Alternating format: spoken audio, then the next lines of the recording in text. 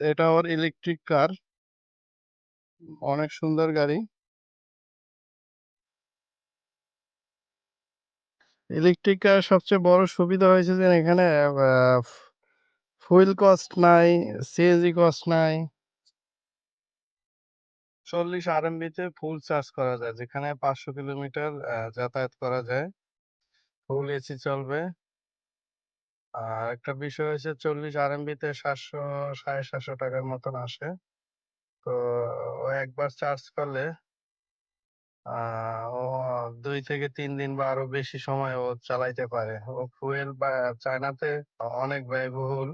ও যেটা বললো $9 থেকে $10 ভিতরে ফুয়েল পার লিটার। ওই হিসেবে অনেক কস্টিং। এই জন্য ইলেকট্রিক কার সবচেয়ে আরেকটা বিষয় হচ্ছে এটা এআই ভাবে অটোমেটিক্যালও ড্রাইভিং হয়, পার্কিং অটোমেটিক্যাল। ও যেটা বলতেছে যে ইলেকট্রিক কার ওর জন্য খুবই ভালো, যেটা একবার চার্জ করলে বাংলাদেশি টাকা 700 টাকা দিয়ে চার্জ করলে সেক্ষেত্রে ও 5 থেকে কখনো কখনো 7 দিনও চালাইতে পারে। হ্যাঁ, 40 আরএমবি দিয়ে। হ্যাঁ?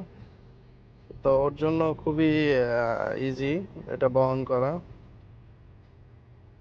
তো গাড়িটা ওর কেনা পড়ছে 2,75,000 আরএমবি দিয়ে। এটা হয়েছে চায়নাদের, যেমন আমাদের বেসিক আছে না, সরকারি অনুমোদিত কিছু বেসিক প্রতিষ্ঠান, ধরেন এটা সরকারিভাবে বানাই রাখছে। এটা পুরাটাই সরকারিভাবে বানানো। যার যার মতন যার যার প্রতিষ্ঠান এখানে মেশিন, বিশেষ করে কাপড় বানায়, কাপড় ডাইং করে। লেদার ফ্যাক্টরি আছে, যেন আমরা যে মোবাইলের কাভার গুলা এই সব জায়গায় মেকিং করে।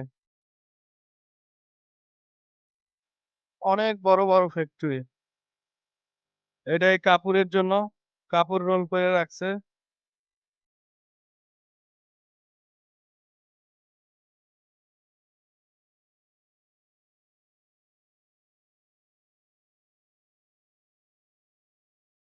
ওনাদের একই কোম্পানি 3টা ফ্যাক্টরি আছে। এরা এই মেশিন গুলা মেকিং করে, প্লাস হয়েছে ধরেন এটা হচ্ছে মোবাইল কাভার বানাইতেছে।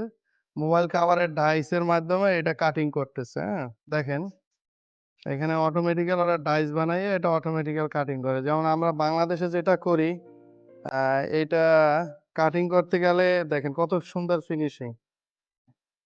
হ্যাঁ, অনেক সুন্দর কাটিং। হ্যাঁ, একসাথে অনেকগুলা কাটিং হয়েছে, 3টা কাটিং হয়ে গেছে। হ্যাঁ, তো এখানে ওয়েস্টেজটা কম হয়। দেখা যায় এই মেশিনে কাটলে ওয়েস্টেজটা একবারে কম। আপনি যখন আমরা যে বাংলাদেশে যে ডাই মেশিন আছে, ডাই মেশিনের চাইতে এটা অনেক স্পিডে এরা কাটিং করতে পারে। ওকে, এটা হয়েছে অটোমেটিক্যাল, ধরেন সুইং করে এরা এই ডাইসের মাধ্যমে, অটোমেটিক্যাল সুইং হয়ে যায়। এটা অটোমেটিক্যাল কম্পিউটার সিস্টেম, প্রোগ্রাম দেওয়ার পরে অটোমেটিক্যাল এটা সুইং হয়ে যায়। ঠিক আছে, এরা এই কাজ করতে আছে, টেস্টিং এর কাজ করতেছে। হ্যাঁ?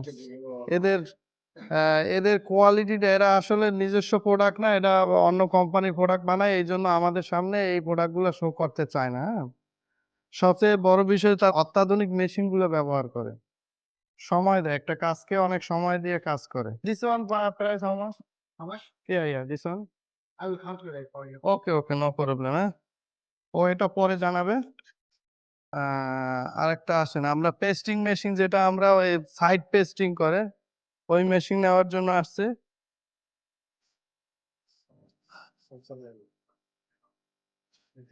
এইটা মূলত আমার পছন্দ, আমি এই মেশিনটা নেব। আপনারা যদি চান, এই মেশিনটা খুব সহজ। এই সাইডে যে ফোল্ডিং আছে না, যেমন এটা যদি আমি হাত দিয়ে করি সেক্ষেত্রে পারফেক্টলি হইবে না, লং টাইম লাগবে। আর এই মেশিনের মাধ্যমে যদি করেন আপনি খুব দ্রুত এই কাজটা সমাধা হবে।